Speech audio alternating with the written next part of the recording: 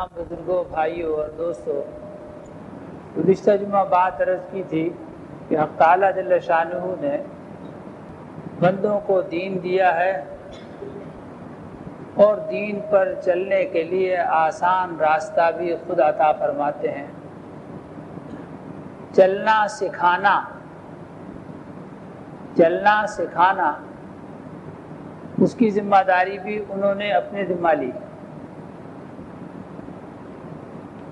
اور ایک خاص طبقے کو جسے انبیاء علیہ السلام کہتے ہیں، ان کو مخصوص فرمایا اس مقصد کے لیے، اور اسی مقصد کے پیش نظر ان کو مبعوث فرمایا بندوں میں، ان کو بھیجا اور یہ کہا کہ ان کا چلنا ہمارے ہاں قابل قبول ہے، تم ان کی جیسی چال بناؤ اور ان کی ہدایات پر عمل کرو، زندگی کے ہر شعبے میں، ہر کام میں، ہر قول میں، ہر فعل میں۔ اس سے بڑھ کر اور کیا آسانی ہو سکتی ہے کہ ایک بنا ہوا نمونہ، ایک بنا ہوا ماڈل پیش کر دیا جائے اور یہ کہا جائے کہ تم کوشش کر کے اس طرح کا نمونہ بنو، اس طرح کی ایک مثال بناؤ۔ پھر دیکھا ہوگا آپ نے بچوں کو، ان کی کتاب میں سیب بنا ہے، سامنے برابر والے صفحے پر ایک تو وہ ہے جو سیب پرنٹ کر دیا پرنٹر نے، کتاب کا حصہ، اور دوسرا وہ ہے سامنے کا صفحہ خالی جہاں بچے کو اس کے مطابق ایک سیب بنانا ہے، ڈرائنگ کرنی ہے بچے کو۔ اب اس دیکھ کر اس سیب کی طرح کا سیب بچہ نہیں بنا سکتا جب تک کہ استاد اس کو اس کا طریقہ نہ بتائے۔ کوئی بہت بڑا فلسفہ یا بہت بڑی سائنس نہیں ہے، قدیم سے قدیم ترین زمانے میں بھی یہ کام ہوتا تھا، بہت اعلیٰ پیمانے پر ہوتا تھا، اور ملکوں میں مقابلے ہوتے تھے، آرٹ، مصوری۔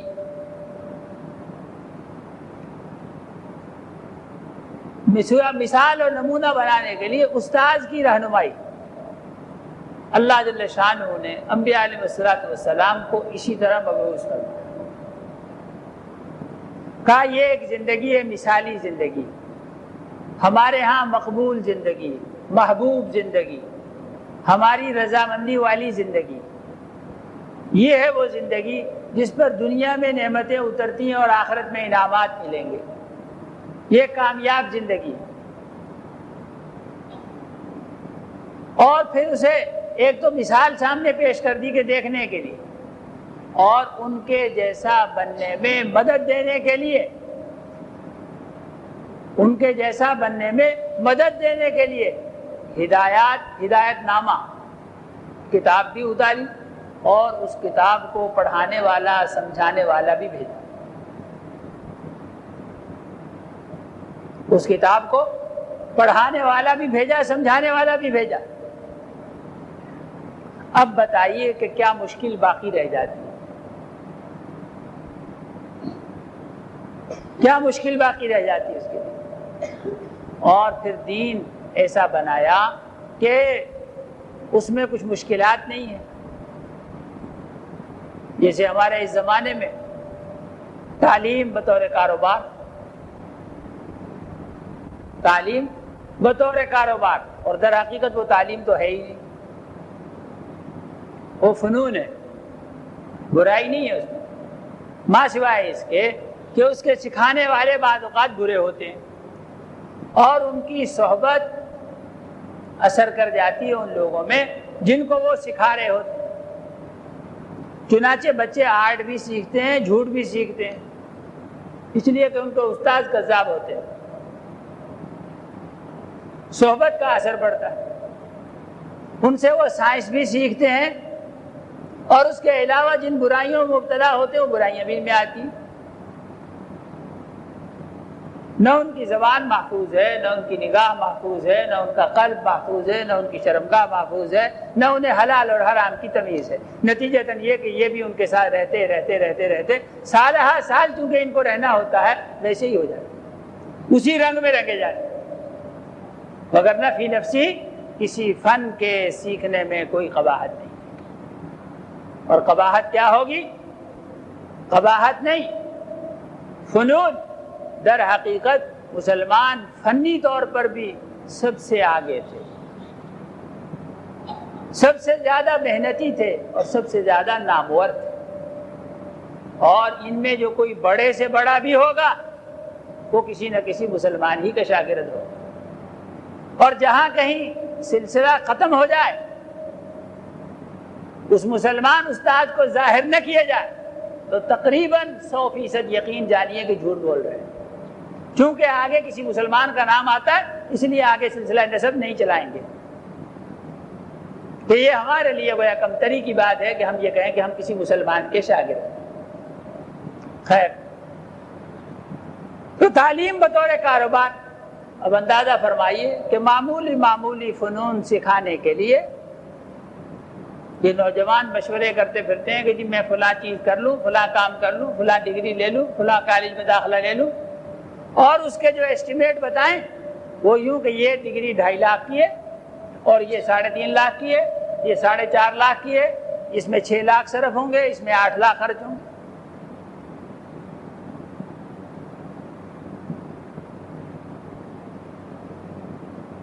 ایسا نہیں، دین میں ایسا نہیں ہے۔ حج ہمارے ہاں ایک ایسی چیز مثال کے طور پر جس میں پیسہ خرچ ہوتا ہے، لیکن اللہ کی شان اور اللہ کی دی ہوئی سہولت دیکھیے، اندازہ فرمائیے آپ حضرات۔ میں دین کے معاملے میں آسانی کی بات عرض کر رہا ہوں کہ دین آسان ہے، کہ وہ فرض ہی اس بندے پر ہے جس کے پاس پیسے ہوں، جس کے پاس سفر کے لیے پیسے ہوں اور پیچھے گھر میں خرچہ دینے کے لیے پیسے ہوں۔ اگر 1 مہینے کا سفر ہے تو اس کے حساب سے سفر کے پیسے اور پیچھے 1 مہینے کا خرچہ موجود ہو۔ اگر اس سفر میں کسی زمانے میں 4 ماہ لگتے تھے تو سفر کا خرچہ جمع پیچھے کا خرچہ، اور اگر کسی زمانے میں سال لگتا تھا کہ 6 ماہ جانے میں 6 ماہ آنے میں، جب لوگ زندہ سواریوں پر سفر کیا کرتے تھے، اونٹوں پر، گھوڑوں پر، تو سال بھر کا پیچھے خرچہ موجود ہو اور سفر خرچ موجود ہو، اس پر فرض ہے، وگرنہ اس کے علاوہ تو فرض ہی نہیں۔ منع کر دیا کہ قرضہ لے کر بچ جاؤ، منع کر دیا کہ قرضہ لے کے نہیں جانا ہے، اور منع کر دیا کہ مانگ تانگ کر کے نہیں جانا ہے۔ اس غرض سے مانگو تانگو کہ میں حج پہ جاتا ہوں، میں عمرے کو جاتا ہوں، فَإِنَّا لِلَّهِ وَإِنَّا إِلَيْهِ رَاجِعُونَ، اس کی تو روح تم نے یہیں ختم کر دی، وہاں جا کے کیا حاصل کرو گے؟ اس کی جان تو یہاں نکال دی۔ مانگے تانگے سے عمرہ اور حج مت کرو، فرض ہی نہیں۔ عرض کر رہا تھا کہ دین نہایت درجہ آسان ہے، دین نہایت درجہ آسان ہے، بات ہے صرف زاویہ نگاہ کے بدلنے کی۔ زاویہ نگاہ بدل جائے اور قلب کا یقین بدل جائے، کام تو وہی ہے زندگی کے، دکانداری بھی وہی کرنی ہے، ملازمت بھی وہی کرنی ہے، تاجر کو تجارت کرنی ہے، حکومت والے کو حکومت چلانی ہے، سب کام وہی ہے، بال بچہ، گھر بار، غرضے کے کوئی کام ماسوائے اس کے کہ کوئی اللہ نہ کرے کسی حرام کام میں مبتلا ہو، وہ تو ظاہر چھوڑنا ہی ہوگا، اس کے علاوہ تو وہی روزمرہ کی زندگی کے کام۔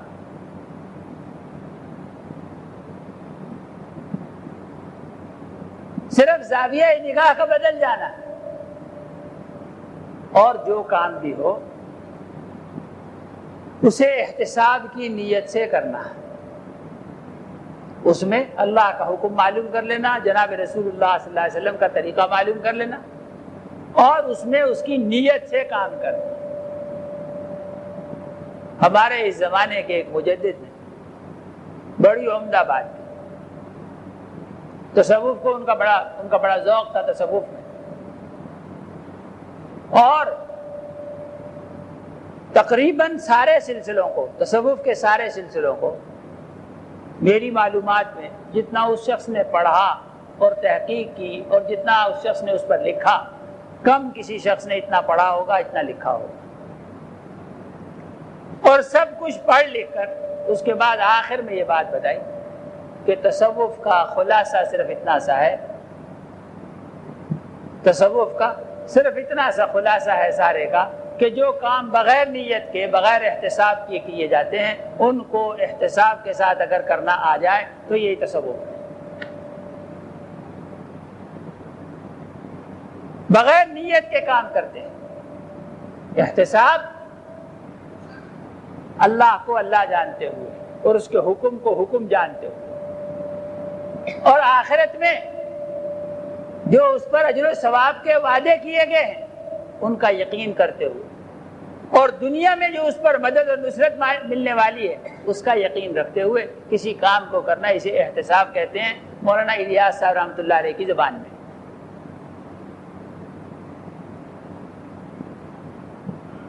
قریب یہ ان کے الفاظ ہیں، اللہ کو اللہ جانتے ہوئے اور اس کے حکم کو حکم جانتے ہوئے، آخرت کے اجر و ثواب پر یقین کرتے ہوئے، اور دنیا میں جو اس کام پر، اس عمل پر جو اللہ کی مدد، نصرت، حفاظت، جس چیز کے وعدے کیے گئے ہیں ان کا یقین کرتے ہوئے کسی کام کو کرنا، یہ احتساب ہے۔ کام کے کرنے سے پہلے نیت کی جائے، نیت کی جائے۔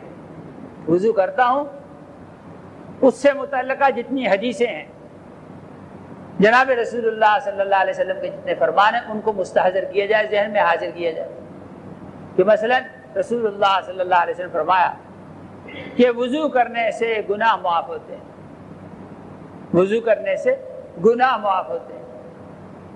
کتنے ہی لوگ اور زندگی میں کتنے سینکڑوں وضو بغیر نیت کے، بغیر اس بات کا استحضار کیے کہ یہ جو میں عمل کر رہا ہوں، یہ منہ کا دھونا، ہاتھوں کا دھونا اور پیروں کا دھونا، اس سے جسم کے اکثر و بیشتر گناہ دھل جاتے ہیں۔ گناہ اس عمل سے گناہ دھلتے ہیں، گناہ جھڑتے ہیں۔ اب جب وہ وضو کر کے مسجد کی طرف کو چلا تو کتنی دفعہ آئے، 10 20 سینکڑوں دفعہ مسجد کو چلے، لیکن اس بات کا استحضار نہیں ہے کہ رسول اللہ صلی اللہ علیہ وسلم نے اس چلنے کے متعلق یہ بات فرمائی ہے کہ یہ چلنا کوئی عام چلنا نہیں ہے۔ بازار کی طرف چلنا اور مسجد کی طرف چلنا، دونوں میں سڑک وہی ہے، گلی وہی ہے، پیر وہی ہے، بندہ چلنے والا وہی ہے، اس کے چلنے کا انداز بھی وہی ہے، نیت کا فرق ہے اور کام کا فرق ہے۔ اس میں وہ بازار کو جا رہا ہے، اس میں وہ مسجد کو جا رہا ہے، اس میں وہ اپنی ضرورت کو جا رہا ہے، اس میں اللہ کا حکم پورا کرنے جا رہا ہے۔ ایک ایک قدم پر، ہر قدم پر ایک گناہ معاف ہوگا، ایک نیکی ملے گی، ایک درجہ بلند ہوگا۔ 10 گناہ معاف ہوں گے، 10 نیکیاں ملیں گی، 10 درجے بلند ہوں گے۔ مختلف حدیثوں میں، اور پھر کچھ بندوں کا بھی اختلاف، کچھ بندوں کا بھی اختلاف، بندے مختلف ہوتے ہیں۔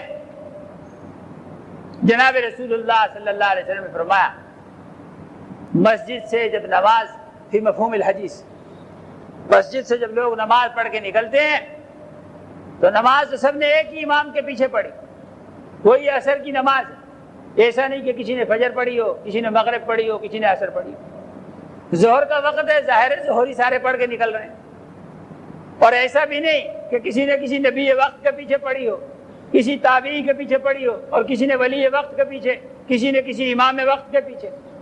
وہی امام ہے ہمارا سادہ سا بھائی، اسی ایک امام کے پیچھے۔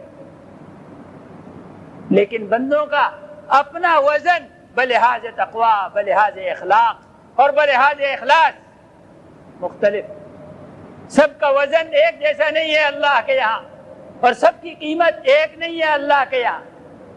جتنا جتنا کوئی خود قیمتی ہے اسی کے اعتبار سے اس کے عمل کی قیمت اور اس کے عمل کا وزن.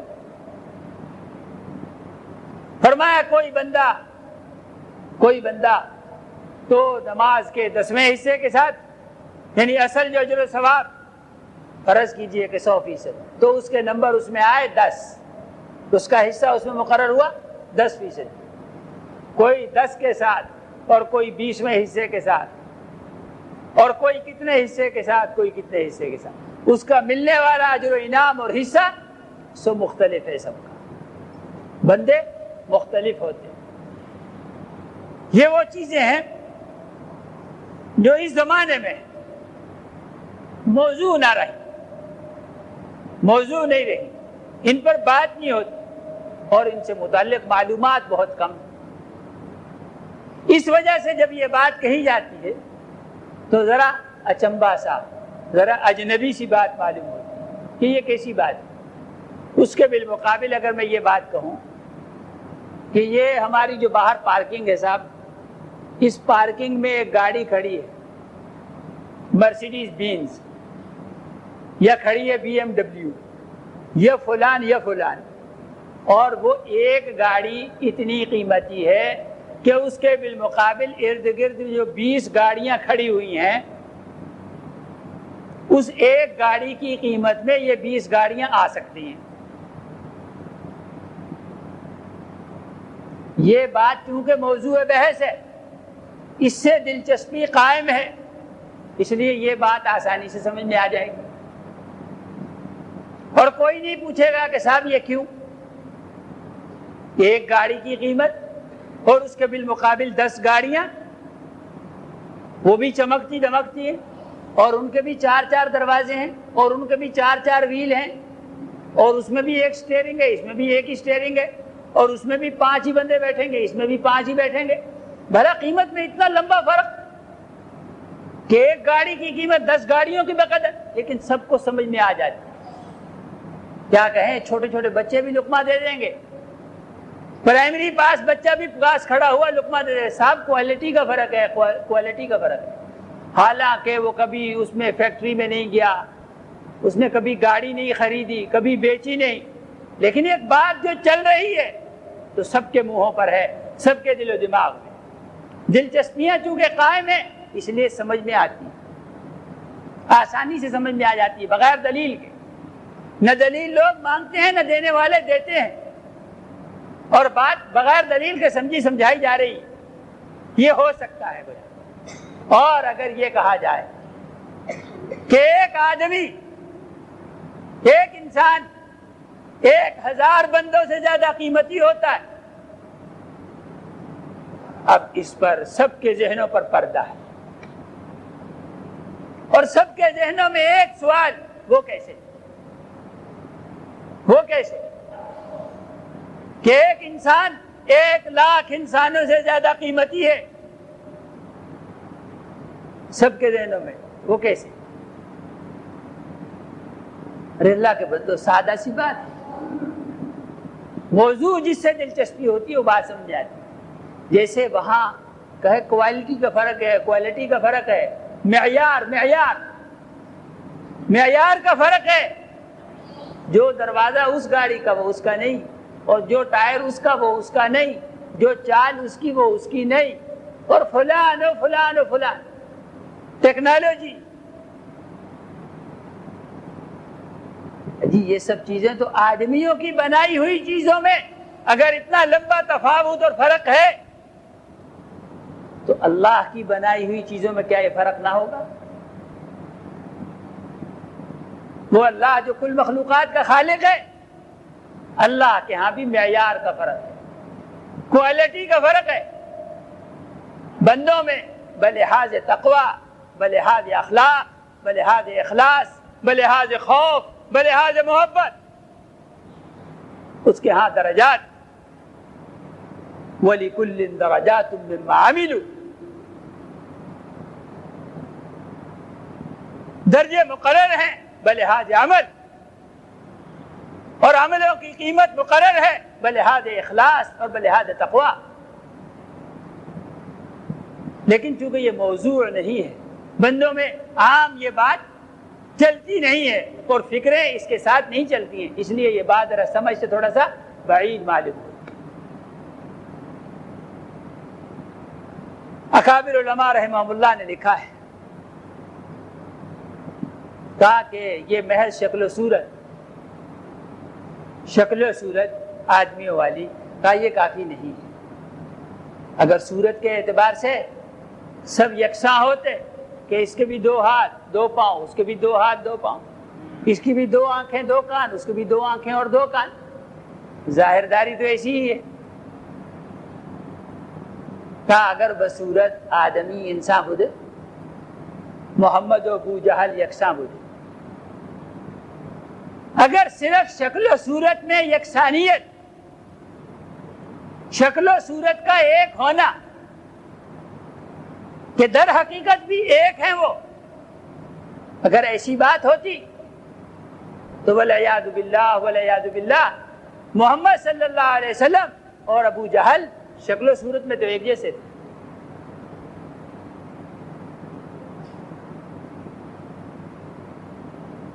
لیکن چہ نسبت خاک رہا با عالم پاک،